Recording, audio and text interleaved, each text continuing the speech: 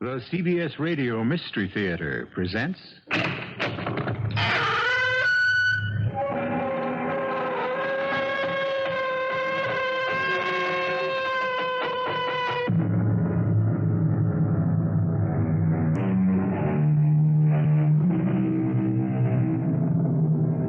Come in.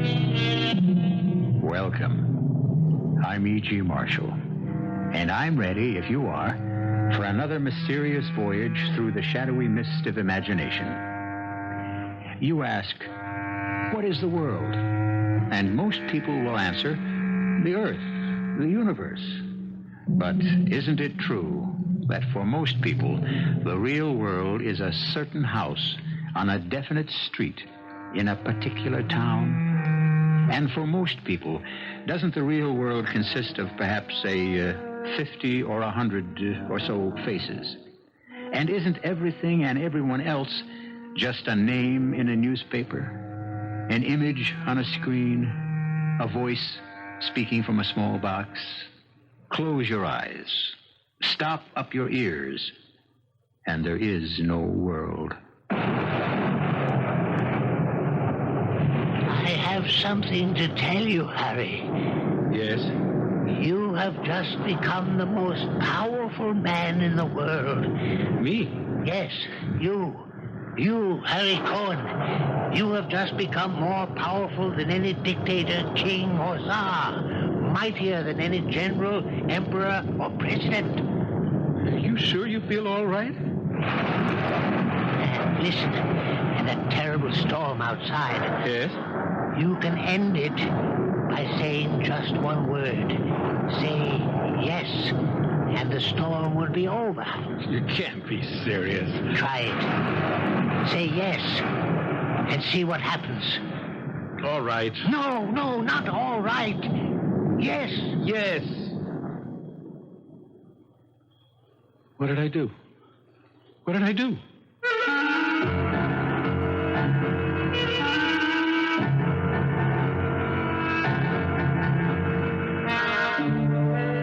Our mystery drama, The 36th Man, was written especially for the Mystery Theater by Sam Dann and stars Ross Martin.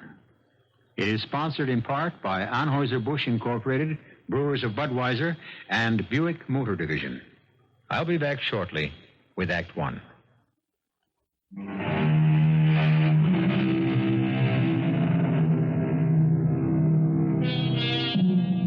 Sometimes, when we are particularly appalled by the flagrant evil, the unspeakable inhumanity, and the dark ignorance that seems to engulf us constantly, we may ask ourselves, why does the Lord permit this most imperfect planet to exist? Why?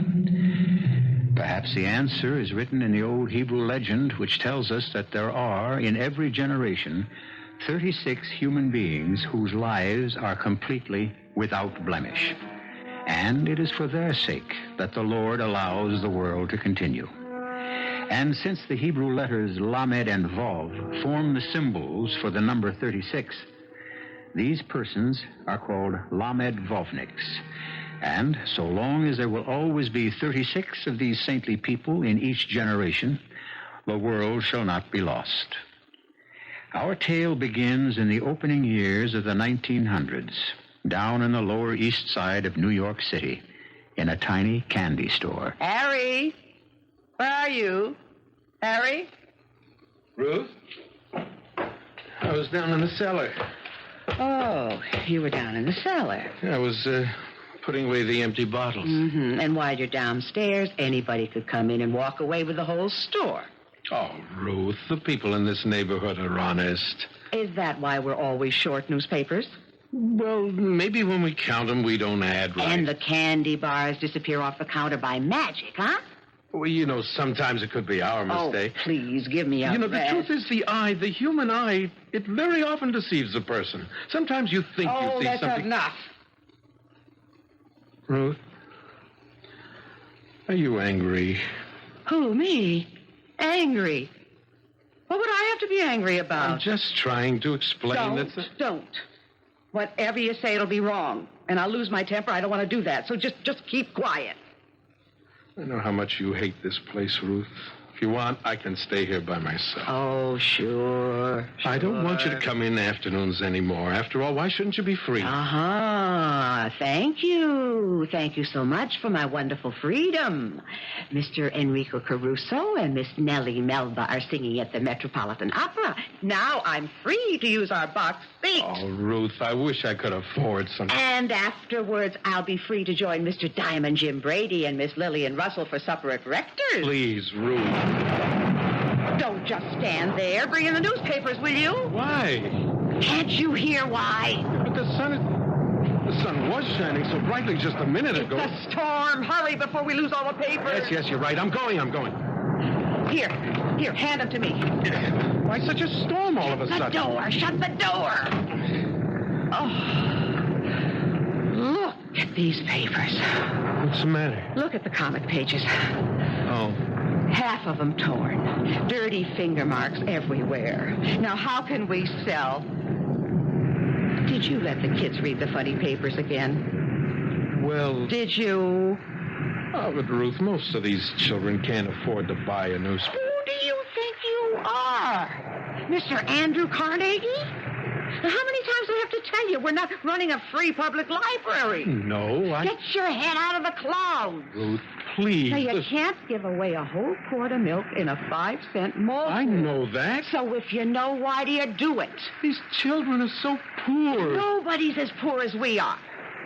Kids shouldn't grow up without a piece of candy now and then, a toy, a funny paper. What? If you could only hear how the kids laugh when they look at the funny pages. Where do you get this from, this sickness? They're so happy you don't even notice how thin, how scrawny they are. Craziness. It doesn't run in your family. Your brothers are sensible. They're rich, important. Ruth, everything will be all right. Pick the lemon. You'll see.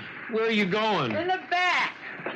To look through the bills. I don't know why. There's no money to pay them. Yeah. It isn't easy, is it? No. Oh, I'm sorry. I didn't hear anyone come in. Hello, Harry. You say my name as if you know me. I've been looking for you, Harry.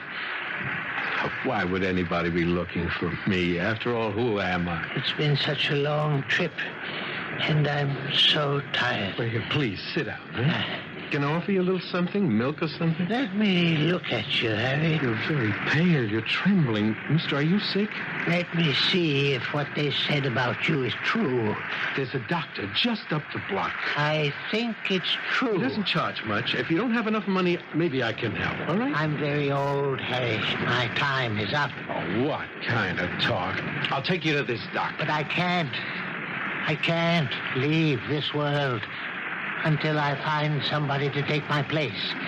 Do you understand? Poor old man. What's troubling you? Harry, just tell me, assure me that you'll always be just the way you are right now. Tell me, you must. Will you take my place? See, who are you? Harry, you have to chew the fat with every old bum that walks in. The syrup jars have to be washed. Yes, Ruth, I'll do it. And you, Mr. Bum, this is no flop house. On your way. Oh. Who are you? I'm one of the 36. The 36. There must always be 36 of us, or the world is lost, comes to an end. You sit here. It'll only take a minute. I'll get the doctor. Each of us, before he dies, must name the man to succeed him. I choose you. Now, here, first, you drink this, huh? You look very... Do you accept? You must try to be calm. Because I'm dying and I have no successor. The world is ending. Here and now, the world is ending. Oh, no. Everything's all right. I tell you, the world is ending. Look outside. Have you ever seen a storm like this? Have you? It will destroy the whole world. This excitement, it's not good for you. The world, it's lost unless there is a new 36th man. Take my place. You must do it quickly. Quickly before I die. Don't get up. Don't try to get up, please. Say yes, Harry. Say yes. And suddenly there is an end to thunder and lightning, the wind. Suddenly, every cloud will disappear. bright sun will shine in a peaceful heaven. Just rest. Now try to... Say yes. Only you can save the world. Say yes. Me? Me save the world? Yes, you. Only you can save the world. Harry. Harry, say yes. Harry. Yes, all right, yes. All right now? Yes. Now it's all right. Listen. I don't hear anything. That's right. You don't hear.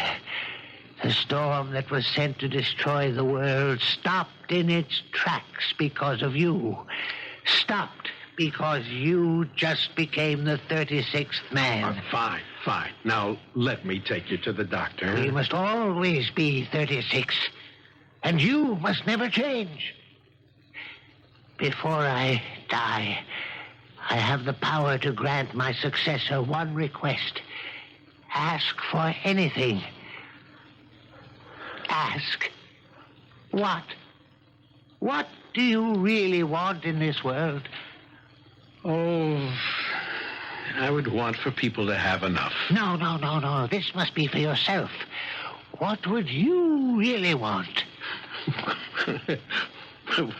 What I'd really want, if it could somehow be arranged, it would be wonderful. If my wife, Ruth, well, if she just understood me a little better. Is it all right to ask for that? That's all you want? That's really all I want. Then one day she shall. One day, when you least expect it, she will suddenly understand you. Now, goodbye, Harry. I must leave. Oh, but look at you. You can't even walk. One need not be able to walk in order to leave this world. Here, lean on me. Ruth, quick, help me. Ruth. Goodbye, Lahmed Vovnik. Goodbye.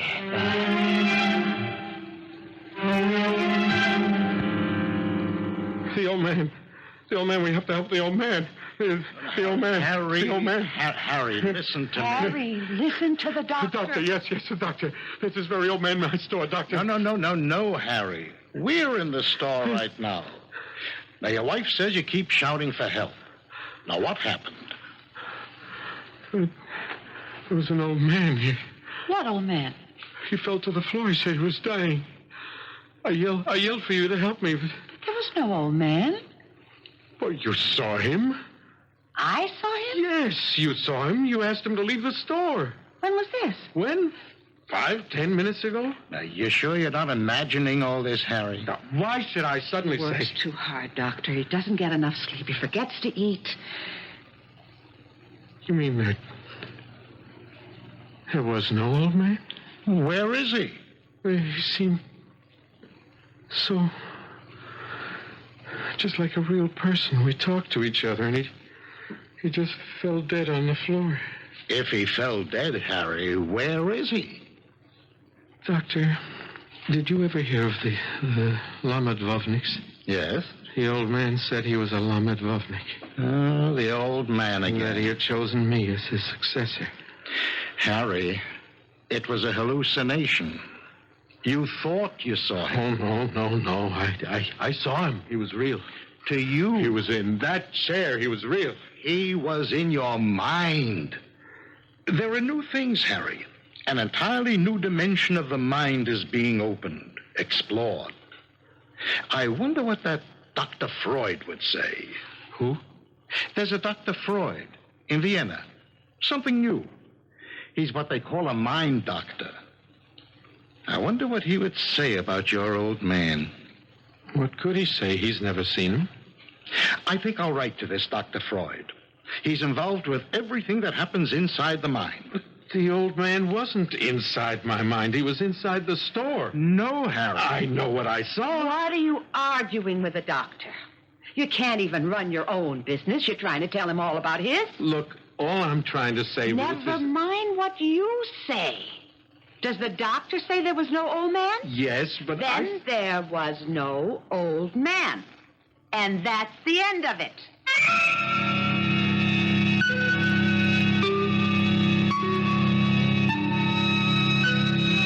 Oh, she can say that. But you and I, we know that isn't the end of it. No, sir. If anything, it's only the beginning. You will have to give the devil his due. And I mean that literally when I shall return shortly with Act 2.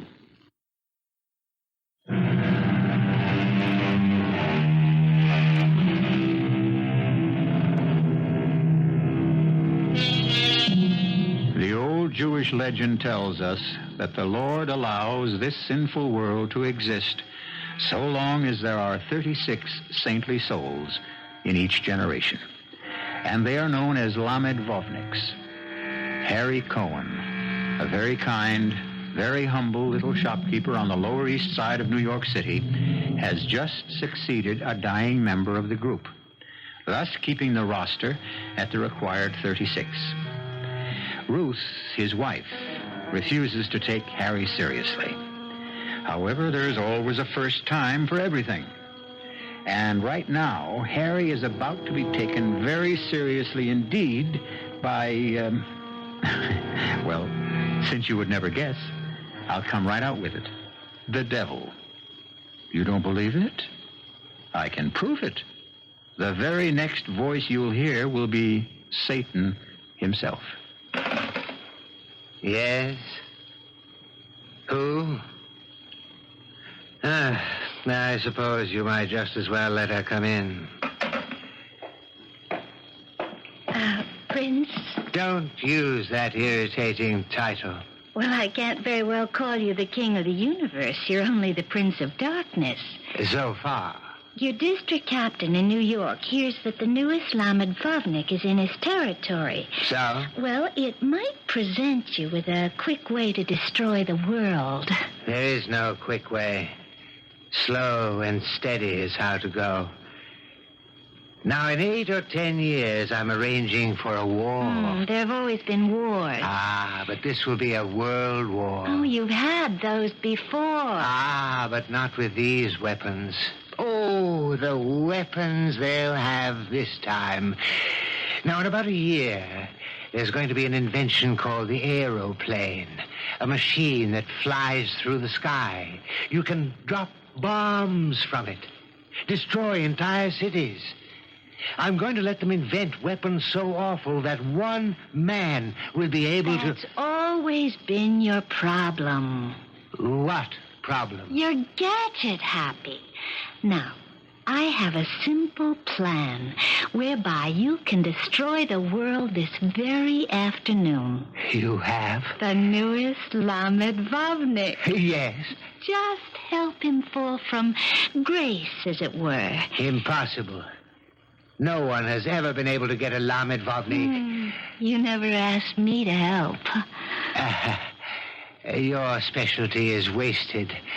They're mostly elderly men. Long ago, they abandoned the pursuit of earthly pleasure. Or maybe it abandoned them. This new one is young. Young? I even think he's handsome. Oh, well. This places everything in a brand new perspective. Are you seducing anybody important these days? Oh, a couple of kings, a few presidents, some generals. Let's go after this one. What's his name again? Harry Cohen.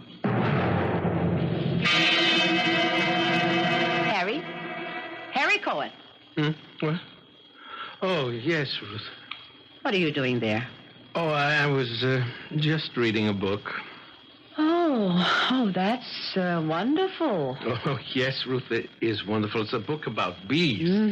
Bees, this is a new affliction. Shows how bees talk to each other. Bees talk by the way they dance around each other. You may just think it's aimless, buzzing around without rhyme or reason, but every motion means something. And while you've got your nose buried in that book, anybody can come in and walk off with the whole store. Oh, no, Ruth. I was watching. Listen, I have to go see my brother. Oh. All right. Say hello to him from me. Oh, no. The very mention of your name gives him indigestion. Now, just tell me, can I trust you not to give away the store while I'm gone? Oh, Ruth. No. Don't answer. I'll just have to pray for a miracle. Ruth.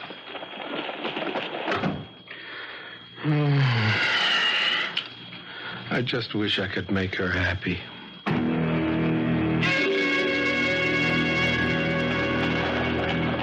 There it is, Lilith, my dear. The shop of Harry Cohen. You gonna hang around for the kill, Prince? I still say you're not going about it in the right way. Tell you what you do, Prince. You go get yourself an umbrella. 'Cause in 5 minutes, there's gonna be the biggest storm in the history of the world. I hope so.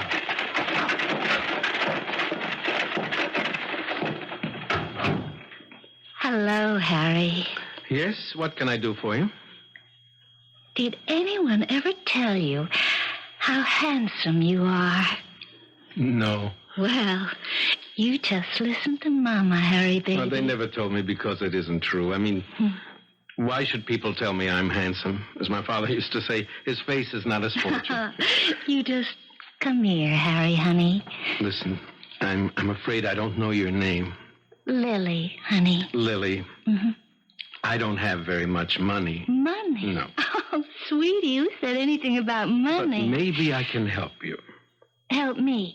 Yes. If you need a few dollars so that you can... So I can what? So that you can quit. Quit? Quit this terrible life you lead. Oh, just wait a minute, Harry. Lily, I don't judge people. After all, which person has the right? All we can do is help one another, right? I mean, say, who do you think you're talking to? I know who I'm talking to. A child of misfortune, a child of sorrow. Oh, now listen, But it's not Harry. your fault. Something tells me it's not your fault. Harry, just... Maybe you didn't have parents. Harry, relax. Maybe there was no one to love you, no one to teach you. Oh, why not enjoy life, Harry? Yes, exactly. Life is so short. What better way to enjoy it than by helping another human being? Harry, we could have such a good time, you and me. Here. A few dollars. It's not much, but it's all I have. You take it. Harry, you're not listening. First, wash all the paint and powder off your face, and then buy yourself some nice clothes and get yourself a job. A job? There's a factory right down the street. They make shirtwaists. Harry, let me explain They something. always need girls. Harry, that's not what I had in It'll change mind. your whole life. You'll feel better. No. Here, take the money. Get a new start. No. Are you afraid to break with the past? Foolish girl. The good Lord is so filled with love, with forgiveness. Oh, let me out of here. Let me out of here. Well, I don't see a cloud in the sky. That man isn't human. Ah, but he is. And that's why we will do this my way. Now get rid of those clothes. Get an old black dress. Black? A torn black shawl. Put some white in your hair, some lines in your face. You'll be a poor widow, lady. Oh, but I... And make sure that butter doesn't melt in your mouth. Oh, but Prince... And don't call me Prince.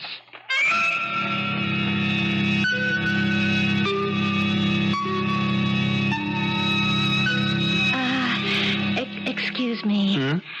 Oh, I'm sorry. I didn't see you. How much for these candies? Those? They're 2 for a penny. Oh, well, I would need 4 because there's Joey and Sarah and Tessie and Benny and, never, thank you. Don't you want the candy?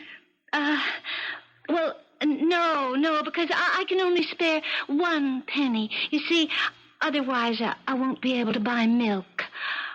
You mean you can't spare a penny for candy? Well, not this week. Here. You take this. Oh, no. Now take Oh, it. no. Why not? Well, because it's charity, and Charity, what a beautiful word. It really means love, you know. It's what people should do for each other. Oh, I'm sorry, sir. I have my pride. But you have 4 little children. Shouldn't each of them have a piece of candy? No, not unless I could afford it. Why should they pay for your pride? Huh? Now take it. Come on, just take it. Well, You're new. I haven't seen you before. well, I just moved across the street, top floor. Oh, what's that book on the counter? It looks familiar. Oh, do you read? Well, no, my husband did before he died. Aha. It's a book on philosophy. Oh, yes, that sounds like what he used to read. He must have been an educated man. Oh, yes, he was a man like you, very kind, very intelligent.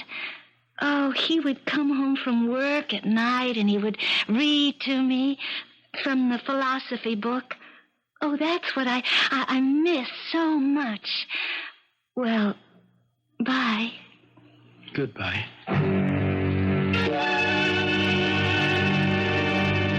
Where's the record for the syrup? I forgot to keep it. Ruth, What do you do all day that you can't keep the simplest figures? I said I was sorry. I'll try to do better. Those books. That's what you're busy with, this junk. No, Ruth, now that's not junk. Garbage, nonsense. In any of these books, is there even one word that can tell you how to make $1? Ruth, it is written, man does not live by bread alone. I'll make a bargain with you, Mr. Philosopher. You live on books, and I'll live on bread, and we'll see who lives longest. Well, let me read you something beautiful from philosophy. Here, listen to this. No. You listen. You go home. You eat your supper. You go to sleep. Because 6 o'clock tomorrow morning, you have to be here to open the store. Oh, but Ruth, I just want to read this to you. All I want in this life is a little peace and quiet. This is such a beautiful thought. I have to share it with somebody. Leave me alone, will you, please? I share too much with you as it is.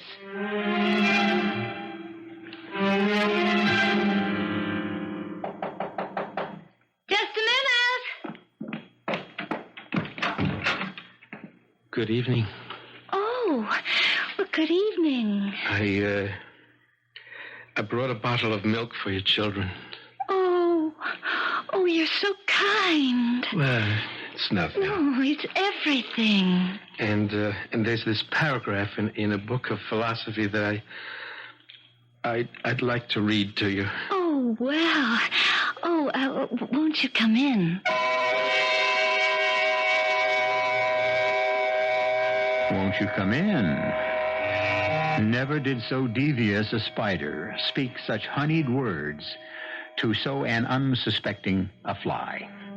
And the battle is on. The ceaseless, the eternal battle between the forces of good and evil. I'll be back shortly with Act 3.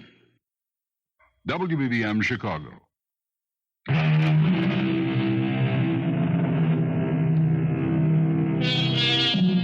You know, of course, that the old Jewish legend tells that the Lord allows this sinful world to continue only because in each generation there are 36 saintly souls called Lahmed Vovniks. Should there ever be one less than this required number, the world will be immediately destroyed.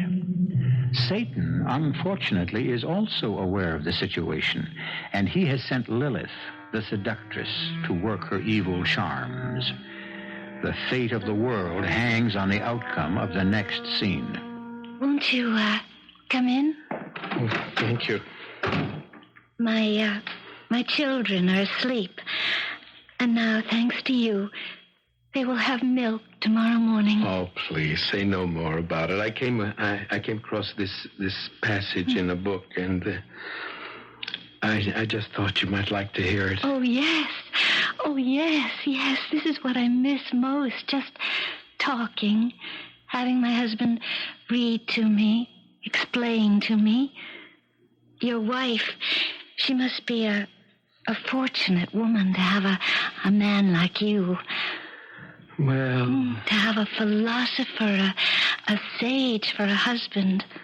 to live with wisdom every day. Oh, well, it was just this passage that I came across. It says, "It is truth that turns a hovel into a palace, that makes a youth handsome and a maiden fair, that transforms all the base metal within us into pure and shining gold." Yes, and there's more than the truth we know. There's the truth we feel, the truth that beats in our hearts. Yes. The truth that pounds in our pulse. It's a little bit close in here, isn't it? Harry, there is this truth between you and me. I think I'd better go. Are you afraid? Afraid? No.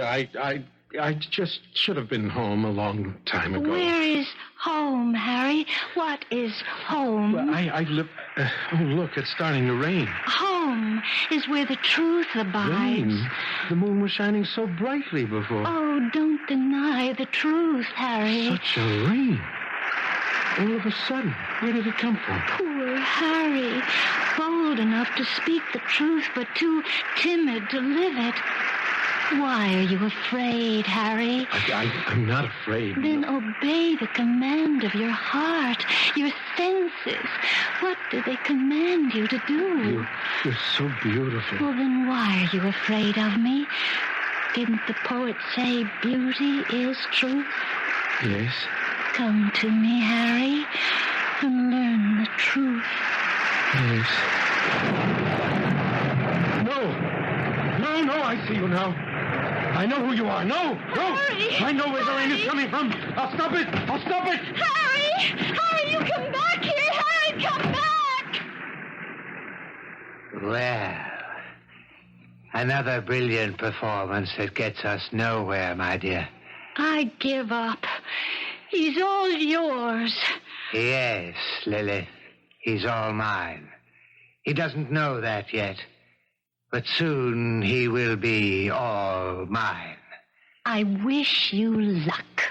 Not luck. Skill. If you really want a man, you work on his wife. And she has a brother, a wealthy brother. And tonight, he will have a dream.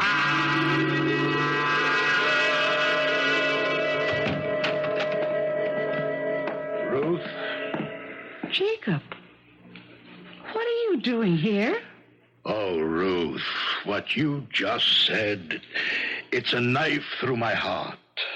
What did I just say? You asked me what I'm doing here, with such surprise in your voice. Well, yes, because you never come here. And that's my sin. I have one sister. I never visit her. I never ask myself, does she need anything? Jacob? Jacob, you better sit. Now, let me get you something to drink, a little soda. Put a little syrup in it. You are sick. I really haven't been a good brother. Yes, that's true. You haven't. But now I'm going to make up for it. You are? My sister. My little sister. She isn't going to waste her youth and her beauty in a candy store. Jacob, you want to go in the back, maybe? Lie down? And my brother-in-law. Such a splendid person, a man with a heart of gold. That's true. And a brain. Such a brain. Yeah, I'm getting old. I need help. I need a man. A brilliant man who can run my business for me. A man like Harry. No. What you don't need is a man like Harry. Harry, what a wonderful person. A man in a million. Now he's ready for real responsibility. But Jacob... I want Harry to become my right-hand man. This is Jacob? My brother? Send your husband to see me the first thing tomorrow morning. Harry? Yes, it's Harry. Did you go see my brother? Yes. Well, tell me. Did you ever suspect such a thing? Look at you. You're still in a daze. Yes, his house. He lives in a palace. He has 5 bedrooms. He can only sleep in one of them at a time. Where do you want to live, Harry? Live. Of course, live. We're certainly not going to live in this neighborhood anymore. Why not? Why not? Because we're going to sell the store. Why are we going to sell the store? Why? Well, because...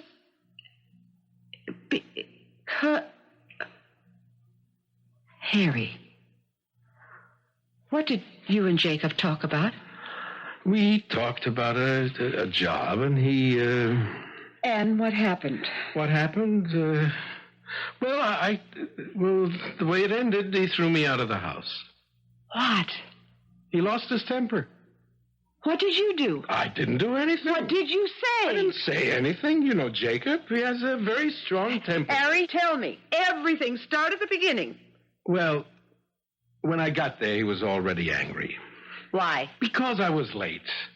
You see, there was an old man on the car, and he was afraid to travel alone, so I had to go to his stop with him, and then... Just tell me. Well, Jacob said he wanted me to help him take care of his money. And you said? I said, how wonderful. Oh, then you did take the job. Well, what I said was, what a wonderful opportunity to help people. Help people? Well, isn't that the best way to take care of money, Ruth? Feed people who are hungry, clothe people, send an orphan child to school. I can see where we're going. He laughed. He thought it was a joke. Can you imagine? He said, money isn't something you give to people. Money is something you take from people. Harry. He wanted me to learn about money by starting to collect rent. You? And if a person couldn't pay, to put him out. No, now. You wouldn't have to. No, I said I couldn't. And then he wanted me to work in his store. Well, that's better. Better, Ruth. He cheats people. How dare you say that about He my... charges too much. He doesn't give them right weight. So, you're not taking the job. Please, Ruth, please. Please, Ruth. Now she won't talk to me for a whole week. Hello, Harry. Oh, hello, Doctor. How are you feeling, Harry? See any more Lahmed Vovniks lately? Oh, no, please, Doctor. I don't feel so good right now, huh? Oh, what's wrong? Oh, an argument with my wife. That's what I came to see you about. Hmm? I got a letter from this specialist in Vienna. An answer from this Dr. Freud. Very interesting. Yes? Now, why do you believe you became a Lahmed Vovnik? Why do I believe? I know. The old man was here, the storm. He died. Harry, you needed it. I needed it. You manufactured it for your own self-esteem. What does that mean? It means you realize deep inside that you failed your wife. I failed her?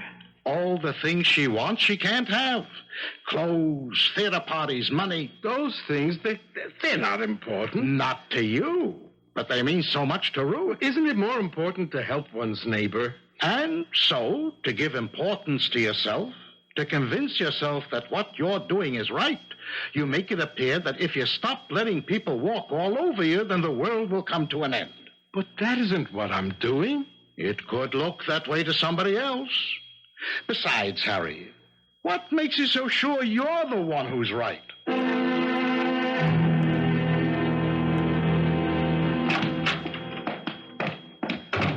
Hello, Ruth. Ruth, please talk to me. Ruth? Why are you handing me this piece of paper? Oh, I see. Harry, I will not talk to you until you go to work for my brother and take your head out of the clouds. All right, Ruth? I'm going. What? Tomorrow morning, I'm going. Harry, you don't mean it? Yes, I mean it. Oh, Harry. Oh, we'll be so happy. Keep saying, who am I to judge? And yet I judge constantly. Where's it written that I, Harry Cohn, must starve on a crust, freeze in a cellar? No, I've spent the first part of my life giving. I'll spend the rest of it taking. Harry, what's the matter with you? Nothing's the matter. No, you won't fool me. The world isn't ending. Harry! What's the matter with your face? My face. So hard. Why do you look so mean? I don't like that look. Stop fooling myself, that's all. What arrogance. To think I'm one of the Lord's chosen. Rage and howl, I don't believe you. The world will go on. What are you saying? I won't wait until tomorrow. I'll go to him now. The sooner the better. He's a fool. He thinks he knows how to make money. He knows how to sweat pennies from the poor. I'll teach him tricks he never dreamed of. Harry, no. No, what? You want money, furs, jewels? An emperor's wife will be a bigger woman beside you. Don't go. You think I'm afraid of that storm? Let go of me. Let go. No. I don't want you to go. You what? I don't like you this way. I don't want you this way. Oh, Harry. Why do I make you so miserable? Ruth. Why do I want to change you? I love you. Just the way you are. Just the way you are. Yes, Harry. One day, when you least expect it, she will understand you. Your wife will understand you. You're the sweetest person in the whole world. I don't care if you're not rich, if you're not important. I love you. Oh, look, it's such a nice night. Go upstairs. Get some rest. Because you look tired. Yes, Ruth. I am tired. You look it, Harry. So tired. You look as if the whole world is resting on your shoulders.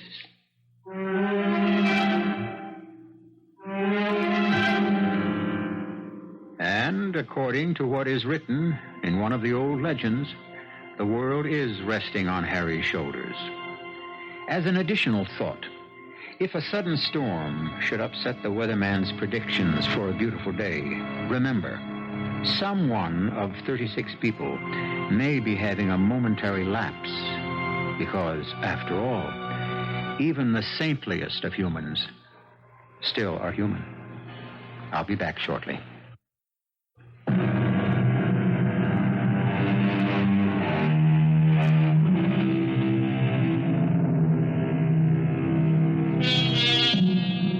You may pass him or her on the street without knowing it. You may look at some insignificant, retiring, unimportant person and never know that he, assisted by 35 others, holds your fate, your life, your world. We think the world is saved by the strong, the mighty, the powerful. But no, they can't save it. They can only destroy it. Remember, it is the meek who not only inherit the earth, but maintain it as well. Our cast included Ross Martin, Ann Pitoniak, Robert Harris, Carol Teitel, and Robert Dryden. The entire production was under the direction of Hyman Brown. And now, a preview of our next tale. Every cop in this city is looking for you, top dog. Dave, don't bait him. It's okay, lady. I know it. You really shoot Mrs. Schofield? She caught me. Caught me going through her apartment. To shoot an old woman in cold blood? Well, she seen me, didn't she? No. Listen, baby. I'm a 3-time loser. Now, I got nothing to lose. But that poor little thing... Shh. She could have pulled me out of the file. She seen me. And anybody sees me on a job gets it. Anybody catches me on a job gets it. Hey, that's where you get a break, man. Now, ain't you glad you're blind, huh? You couldn't give him a make on me. Hey, lady. Hey, lady, you blind like your husband? No, I'm yes, not... we're both blind. So, you seen me too, lady. Radio Mystery Theater was sponsored in part by Contact, the 12-hour cold capsule. This is E.G. Marshall inviting you to return to our Mystery Theater for another adventure in the macabre. Until next time, pleasant dreams.